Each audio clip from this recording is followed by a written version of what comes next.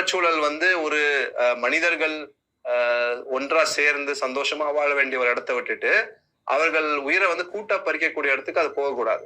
So நீங்க பாத்தீங்கன்னா climate change ரீசெண்டா வந்த ரிப்போர்ட்ஸ் SSP 8.5 அவங்க வந்து மாடல் என்ன ரிலீஸ் பண்ணிருக்காங்கன்னா அதுல வந்து இதுதான் சொல்றாங்க. நம்ம இந்த மத்திய ரேகை கிட்ட இருக்கிற தமிழ்நாட்டில் 300 நாட்களுக்கு மேலாக இப்படிப்பட்ட ஒரு கொடும் வெப்பத்தன்மை நிலவும் அப்படின்றாங்க. இப்ப நீங்க யோசிச்சு பாருங்க, ஒரு வருஷத்துல 20 நாளோ 30 நாள் தான் நான் வெளியில வந்து வர முடியும்.